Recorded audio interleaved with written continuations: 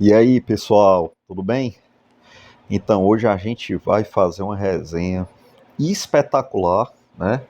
Uma honra imensa que eu vou ter de fazer essa resenha hoje, né? Eu sei que eu sempre começo assim, mas é porque esse canal é um canal muito pessoal, né? O principal fator motivacional desse canal é o enorme prazer que eu sinto em compartilhar coisas que me marcaram profundamente, que fazem parte de mim e que eu considero verdadeiros tesouros, né? Verdadeiros tesouros que a gente encontra no nosso cotidiano e que muitas vezes são esquecidos, né? Que precisam ser mais falados, mais lembrados, né? E essa obra de hoje é um deles. A gente está falando de Maus, a célebre obra de quadrinhos, né? Sobre o Holocausto. E no vídeo passado do canal, eu falei sobre a biografia de Hitler, né? De Adolf Hitler, né? Por Joachim Fest, um historiador alemão. E eu falei rapidamente sobre o Holocausto, não falei mais porque o foco era a trajetória dele em si, né, do Hitler, né, como a sua ascensão ao poder, etc, etc. Mas eu, além de citar, né, o Holocausto algumas vezes, eu também citei essa obra como harmonização para aquela biografia, né. Então, assim, agora a gente vai falar um pouco mais da obra e do Holocausto em si, né. Rapidamente, o regime nacional socialista, né, do Partido dos Trabalhadores Alemão Nacional Socialista, mais conhecido como Partido Nazista, eles tinham uma motivação ideológica muito grande e dentre essas motivações ideológicas, a mais intensa era a sua motivação antissemita, né? Eles tinham um verdadeiro ódio aos judeus e, e esse episódio da nossa história, ele é tão incrível que em outras circunstâncias seria difícil até acreditar que realmente aconteceu. Por isso que é importante que ele esteja estudado, né?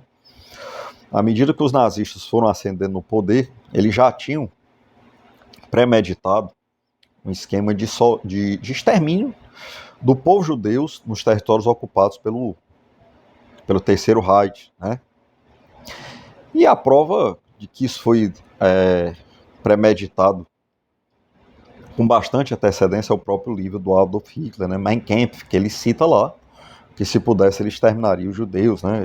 Em várias passagens ele deixa muito claro a natureza do seu antissemitismo, né? Que era uma coisa realmente visceral, né? Então, resumidamente, logo que eles assumiram o poder, eles implantaram o que é conhecido como a solução final, né?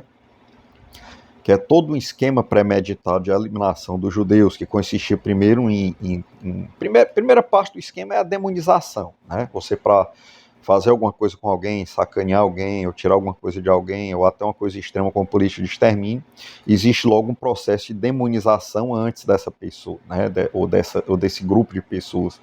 Então teve uma larga política de demonização dos judeus. Depois os judeus foram destituídos de seus bens, de suas propriedades, organizados em guetos nos territórios ocupados.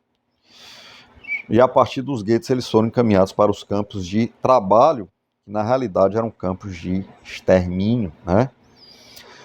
E os nazistas chegaram ao ponto de conceber soluções industriais de extermínio em massa dos judeus, né? Através principalmente das câmaras de gás, né?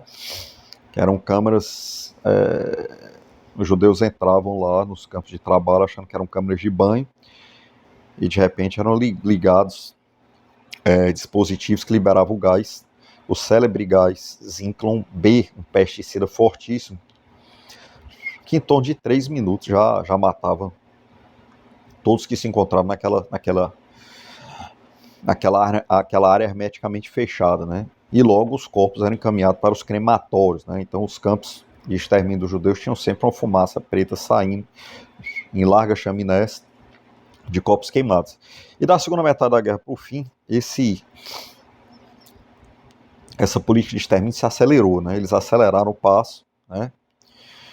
E os judeus que demoraram a mais a serem exterminados eram os que de alguma forma tinham alguma utilidade para o regime, né? Podiam compor algum tipo de força de trabalho que ajudasse o esforço de guerra. Esses duraram mais tempo, mas iriam ser exterminados caso a Alemanha vencesse a guerra, não ia sobrar nenhum, né? Então isso é uma mancha terrível na história da humanidade, né? Assim como os campos de trabalho e extermínio comunistas, que eram métodos um pouco mais dissimulados, né? Detalhados aqui no livro Arquipélago Gulag, do Alexandre Solzhenitsyn, e em várias outras obras, que esse livro aqui vai logo ser resenhado no canal. Fica ligado aí que a gente vai logo resenhar esse livro aqui. Então, milhares de obras foram feitas, o Holocausto, graças a Deus, foi muito bem documentado, né? Tem muitas obras, é uma coisa tão incrível que se não fosse tão bem documentado seria até difícil de acreditar até onde as pessoas são capazes de chegar. Mas o Holocausto foi muito bem documentado, e um dos documentos célebres é essa obra aqui, Maus, uma obra de quadrinhos, né? Feita pelo cartunista Art Spiegelman, né? Eu falei rapidamente dela quando eu indiquei para harmonizar com a biografia do Rita no vídeo passado, mas agora eu vou falar um pouco mais, né? Então, Art Spiegelman é um cartunista americano, filho de um dos sobreviventes do campo de trabalho Auschwitz, um judeu polonês chamado Wladek Spiegelman, né? E nesse livro ele conta a história dos seus pais. O livro tem um formato um pouco alegórico, né? Uma arte meio grosseira que mostra os nazistas como gatos e os judeus como ratos, né? Maus são ratos em alemão, né? Mas apesar do formato alegórico, né? A história é real, a história é fidedigna, exatamente de acordo com os relatos do seu pai. Então, em linhas gerais, a história ele alterna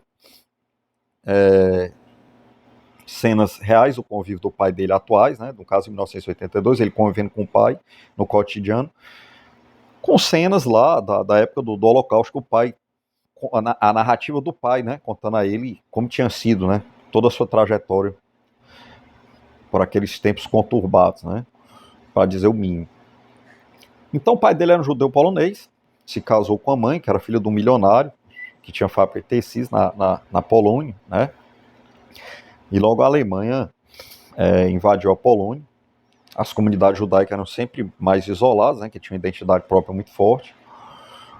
Quando os nazistas invadiram a Polônia, o Wladek, o pai dele, foi convocado pelo exército e lutou para defender a Polônia, né? A Polônia logo foi derrotada, mas ele chegou a lutar, chegou a matar inclusive um alemão na guerra.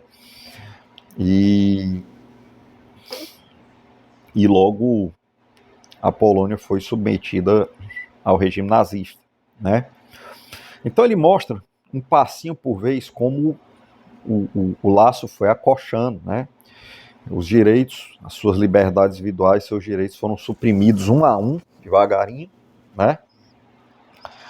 E logo eles foram organizados em guetos. O gueto de Varsóvia foi um dos mais famosos, né, de todos os guetos judaicos, retratado brilhantemente no filme O Pianista, né, filme vencedor, que o Adrien Borg ganhou o Oscar melhor ator.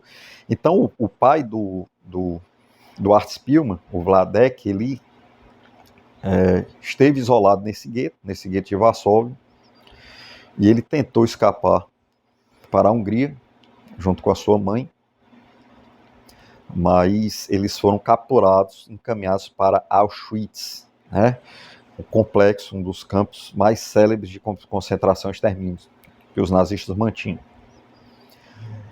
Em Auschwitz, ele foi separado da mãe, viu todos os seus parentes morrerem na câmara de gás, vários amigos, vários conhecidos, e lá o Wladek ligou o modo de sobrevivência que o fez com a presença de espírito enorme, com a esperteza muito grande, e uma percepção muito apurada, e também contando com uma grande dose de sorte, e sobrevivendo aos percalços até o final da guerra, a libertação do campo, né? E logo ele foi para a Suécia com a mãe e se reencontrou com a mãe ao final da guerra,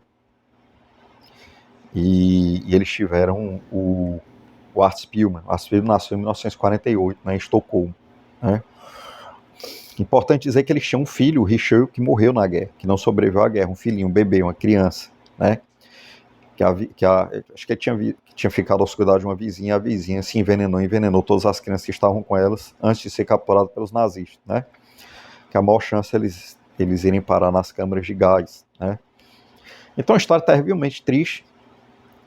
Em relação à narração lá do período que ele passou em Auschwitz, o que chama muita atenção é como ele blindou a sua mente e ativou a sua percepção, não se deixou contaminar por sentimentos negativos na medida do possível e foi sempre caminhando em direção à sobrevivência. Por exemplo, ele enxergou muito rapidamente, ele desenvolveu uma consciência situacional muito apurada, né? Enxergou rapidamente que só os judeus que poderiam ter alguma utilidade para o regime seriam poupados das câmaras de gás, né?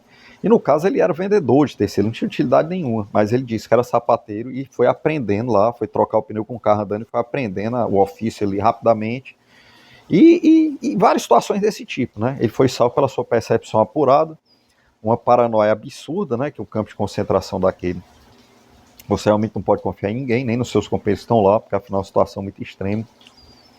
E ele criou um mindset muito blindado para conseguir passar por isso, né? E essa é a história da família do Art Spiegelman, né, resumidamente. Então, e o que se pode dizer sobre essa história, né? Em primeiro lugar, minhas impressões pessoais é que é uma história extremamente triste, né? O que é óbvio, né? Mas o que é realmente triste, na minha opinião, é que ele alterna o tempo que o pai dele passou em Auschwitz com o convívio que ele tinha com o pai na época que ele escreveu a obra, né? Ele expôs muito o convívio familiar dele como era, né? E isso nos diz muita coisa, né? Enquanto a gente começa admirando profundamente o Vladek pela força espiritual dele, pela presença de espírito dele, de ter mantido a cabeça no lugar, a gente percebe tristemente depois, no convívio dele com o filho, que ele nunca conseguiu se livrar desse mindset de sobrevivência, né? Um mindset que você não pode se dar o luxo de ser contaminado por nenhuma emoção, porque senão o seu espírito se destrói, porque é uma coisa muito triste, muito extrema que ele passou em Auschwitz, né? E nunca mais na vida ele conseguiu se livrar desse mindset, e o Art Spiegelman nos mostra isso em várias cenas corriqueiras, né? O bom percebedor você vai percebendo, né?